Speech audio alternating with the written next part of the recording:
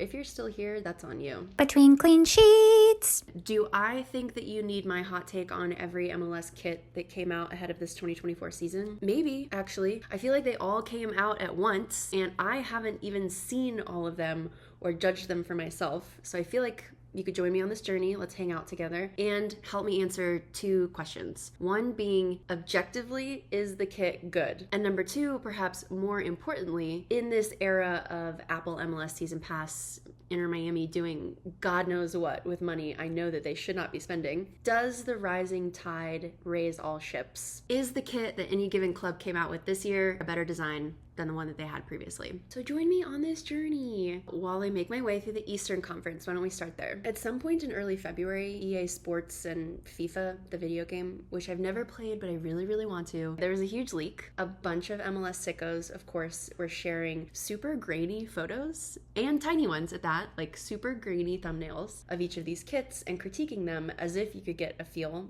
for what they looked like or how they would present IRL. I did not pay attention to much of that. There are teams of creatives employed by every single club for kit reveals like this that I think would give me, and have given me, a really great idea for what these kits are supposed to look like. We're gonna start with one that I think everyone has already seen, and that is, of course, Inter Miami's. Pardon my French, but what the hell? This is considered the togetherness kit. Togetherness. I know that Adidas works with MLS teams 3 to 4 years in advance to come up with these things. This kit is the most pure example of the loser mentality that Miami has had pretty much every year since it joined the league. I'm going to assume that this kit was created during that era and that they're just stuck with this awful pink jersey with literally nothing exciting about it, just raking in the money with people all over the world spending almost $200 because it has Messi's name on it. Iconic capitalism. I applaud it, and I also get the ick. Honestly, Miami gives me the ick. That stays between you and me. Is it objectively better than their last primary kit? No? Yes? They look the same? I don't care. Ugh. Togetherness. The second one I remember seeing is Charlotte FC's. This is the Carolina kit, and oh my gosh, I love it. The ombre, topographically inspired kit, where I guess we're starting at the ocean at the bottom and working our way up to the mountains, is fantastic. I love the inclusion of both Carolinas in that little outline. I don't think that that's new, but I like it anyway. Objectively, a fantastic kit. Now, is it better than their last primary kit? Yes, period. The New England Revolution have a Boston Tea Party kit, but I have yet to watch the explainer or like the kit reveal video. So I can't tell if the Boston Tea Party part is a bit or if they mean it really seriously. So I feel like we should watch it together. Okay, let me pull it up. This video says, "United by Defiance, the Boston Tea Party kit."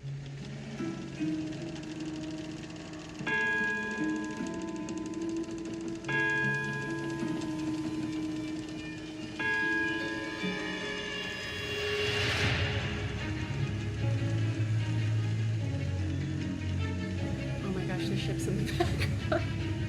I'm sorry.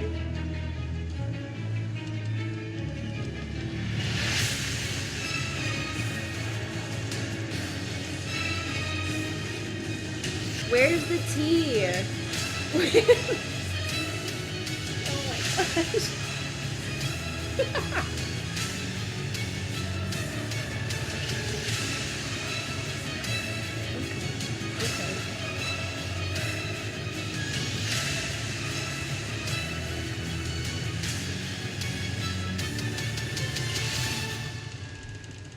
Okay.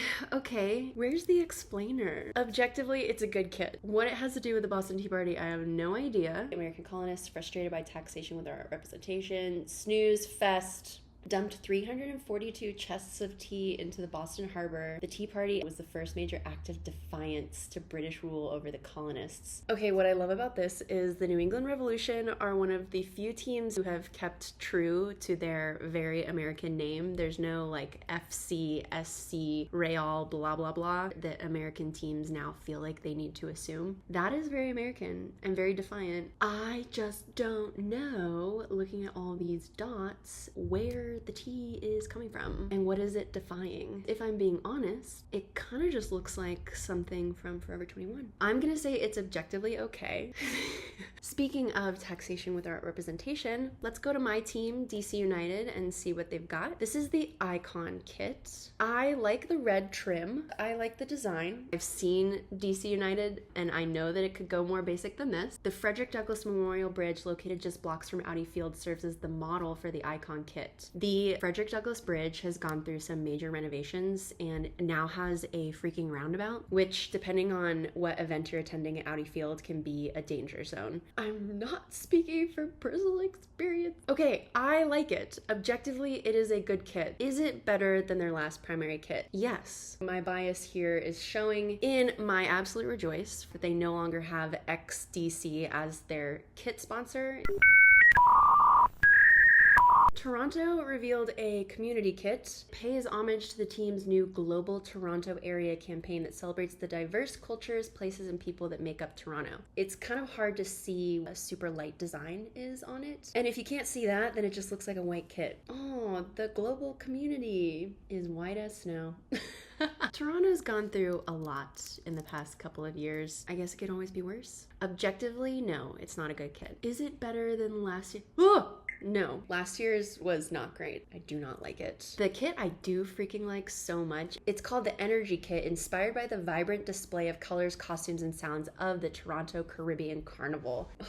I want this kit so bad. It looks so good. And the center crest, ahead of its time. Okay, some time has passed. I made myself lunch and we lost a little daylight, but I'm still motivated to continue with Philadelphia Union. I really like this kit. It's called the XV kit, which of course is Roman numerals for 15. It's their 15th season in the league. I like the center stripe. It looks kind of like snakeskin. I also love the center crest. If I'm comparing it to last season, I think objectively, yes, it is better. Okay, goodbye Chester and goodbye Philadelphia. We are taking the Acela up to New York City to look at the 24/7 kit from NYC FC. I like this. It's meant to incorporate the energy of a city that never sleeps, but that doesn't really become immediately apparent until you add the other half of this graphic. NYCFC has incorporated that orange into a few of their other kits. I'm okay with it. Does it do better than last year's kit though? Absolutely not. The subway tile on the powder blue was a kit I would have bought if I was a fan of the team. I'm crossing the Hudson. I'm now in New Jersey. We're gonna take a look at the New York Red Bulls Legacy kit. I'm not sure what exactly this is paying homage to. However, it does remind me of the iconic moment in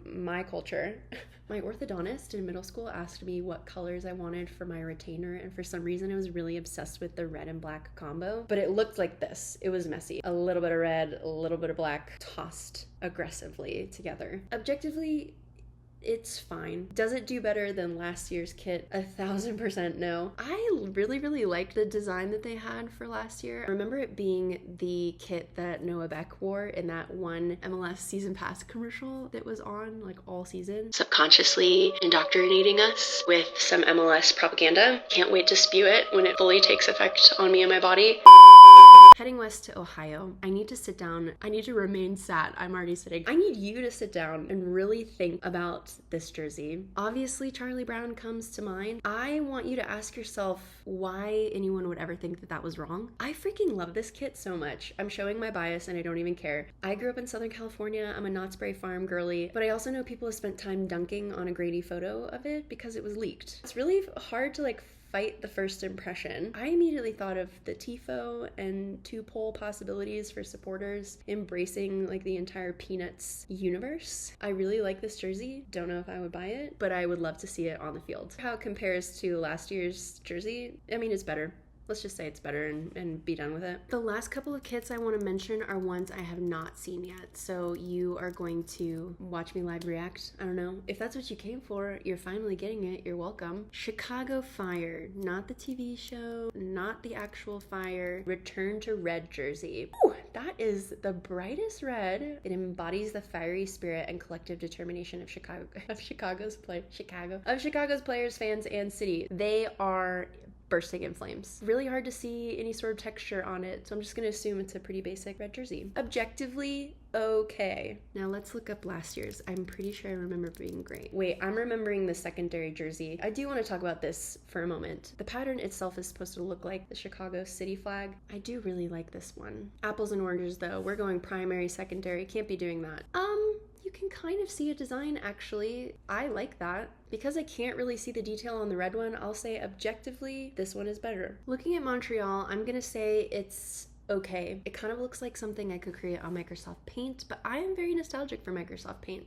Montreal 2024 kit, what is it called? Le Mans, the main jersey. Le Mans is the nickname for Boulevard Saint Laurent, Montreal's central artery where east and west ends meet. Is that what the street looks like? That little blue squiggle? Oh my gosh, I love the inverted coloring on the patch though. How does it compare to their previous? Looks like Montreal tried adding an inscription on their jersey using indigenous language, and I'm guessing they selected and printed the wording before realizing it was wrong, such that the jerseys weren't able to debut. I somehow missed this. I wonder what became of those kits. I was trying to find Cincinnati's kit, and it looks like I am 6 minutes early to their reveal.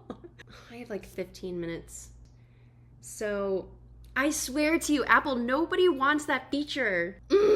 On a Friday afternoon news dump, if the kit is good, like you buried the freaking lead. If it's not, perfect timing. We can watch this together. But 6:40 Eastern time, maybe they have an event going on at TQL Stadium. We're heading south now, and I should say, as of my filming this, Atlanta and Nashville have not yet released their kits. I unfortunately did see Atlanta's. It was not leaked by FIFA, by the way. It was leaked by an Atlanta Hawks player. Preliminary opinion here. Oh my gosh, what a fantastic jersey.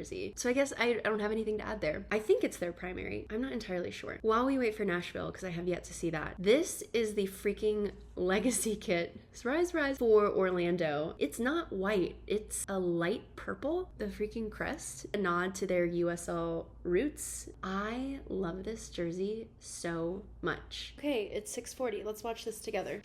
In the heart of Cincinnati, a new chapter unfolds, where our people, our landmarks, our culture are represented. Our city's palette is vibrant, Cincinnati. Their whole vibe. Strengthened by our differences, united by our shared passions. Where our artistry is celebrated on and off the pitch. We don't just play, we create. Every cross, fluid like a brushstroke. Every strike like a crescendo. Every cheer composed in harmony. This does not match the cutesy vibe of the painting teaser. Leaving our mark on Cincinnati's story. Inspiring us all to be bigger than our dreams. Showing us that together, we are unstoppable. A canvas for all of us to write our own story. Oh no, is it plain white? Delivery header! What if? With a pinpoint finish! Zeta, woman and in!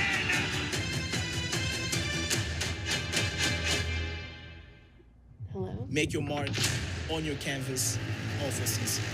Oh my gosh, it is! Boo! Just kidding. I need a still photo of this. Yeah, it's white. I like the detail on the side though. Here's the thing, this marketing makes me feel like I need the jersey and I need to do something with it. You know? Better than last year's? That's a good question. Let me check. No. Last year looks like a gush of running water. Probably has some super special meaning that goes along perfectly with some body of water that is near Cincinnati, the Ohio River, maybe. Okay, moving along. Nashville is the first stop on what will end up being a very long trip for me of visiting different soccer stadiums and going to see different teams play. Which is to say, in the time it took me to edit this video, I did go to Nashville's home opener and I saw the jerseys IRL. I think they're fine, but the coolest part about them this year is you can get neighborhood patches, depending on where you live in Nashville, pressed onto your own jersey. It is bright though. Okay, that is the freaking Eastern Conference.